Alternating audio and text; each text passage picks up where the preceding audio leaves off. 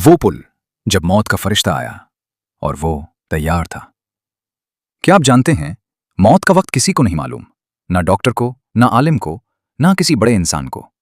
लेकिन कुछ लोग ऐसे होते हैं, जब उनके पास मौत आती है वो मुस्कुराते हैं, आंखें बंद करते हैं और उनका चेहरा नूर से भर जाता है। ये कोई कहानी नहीं है, ये हकीकत है। और आज मैं आपको एक ऐसे इंसान की दास्तान सुनाने जा रहा हूं जिसने अपनी पूरी जिंदगी में कोई बड़ा कारनामा अंजाम नहीं दिया, ना कोई मस्जिद बनाई, ना कोई बड़ी दावत दी, लेकिन जब मौत का फरिश्ता आया वो तैयार था। सुनिए और गौर से सुनिए, क्योंकि इस कहानी में आपका भी हिस्सा है। इसका नाम अब्दुल्ला था। ना कोई बड़ा आलिम, ना कोई पीर, ना कोई मशहूर शख्सियत। एक छोटे से शहर में रहने वाला एक सादा सा इंसान। सुबह उठता, काम पर जाता, शाम को घर लौटता और रात को सो जाता। बिल्कुल वैसे ही जैसे हम में से अक्सर लोग अपनी जिंदगी गुजारते हैं। लेकिन अब्दुल्ला में एक खास बात थी जो शायद हम में से बहुत कम लोगों में होती है। वो अपनी मौत को याद रखता था।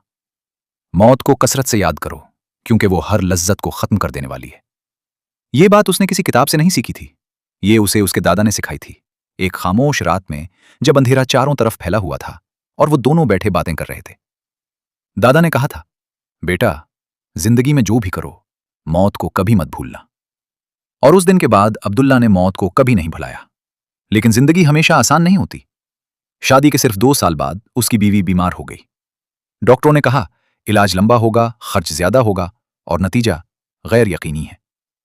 अब्दुल्ला ने दिन रात मेहनत की, कभी एक नहीं 2-2 शिफ्टें की।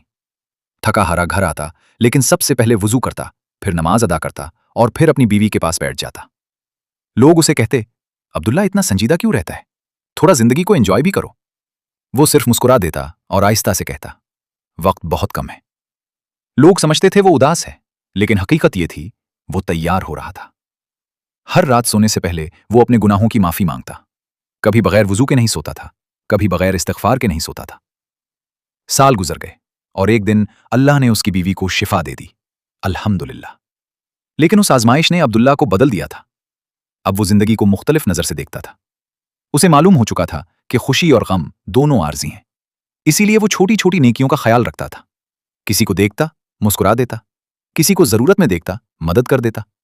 और हर रोज फजर के बाद वो चंद लम्हे खामोश बैठता और खुद से एक सवाल करता, अगर आज मेरी जिंदगी का आखिरी दिन हो तो मैं क्या करूंगा।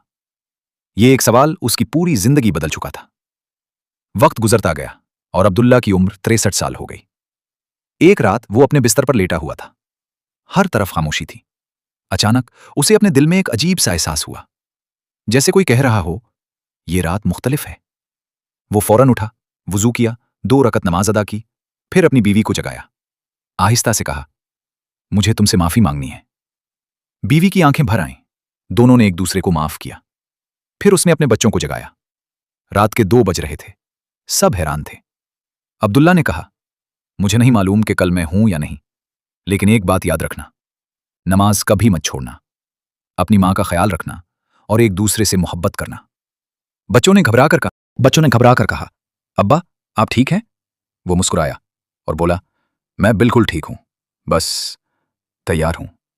सुबह फजर की अजान हुई। अब्दुल्ला ने वुजू किया, जाए नमाज बिछाई, नमाज शुरू की। पहली रकात, फिर दूसरी रकात। जब वो सलाम फेरने लगा, उसकी बीवी ने देखा। उसका चेहरा नूर से जगमगा रहा था, आंखों में अजीब सा सुकून था। और फिर वो आहिस्ता से एक तरफ झुक गया। अब्दुल्ला? कोई जवाब नहीं आया। डॉक्टर आया और खामोशी से कहा, इनका इंतकाल हो चुका है और ये मौत बहुत आसान थी। बाद में जब उन्हें गुस्ल दिया गया, लोग हैरान थे, कह रहे थे, इतना सुकून कम ही देखा है। जनाजे में लोग आए, एक दुकानदार, एक भिखारी, एक पड़ोसी। सबकी आंखों में आंसू थे और सब एक ही बात कह रहे थे, ये एक अच्छा इंसान था। ना कोई बड़ा आलिम, ना कोई मशहूर शख्सियत, बस एक अच्छा इंसान। और आज जब आप ये सुन रहे हैं, जरा रुक कर सोचें, क्या हम तैयार हैं? आज रात जब आप सोने जाएंगे, क्या आप वुजू करेंगे? क्या आप माफी मांगेंगे? क्या आप अल्लाह को याद करेंगे?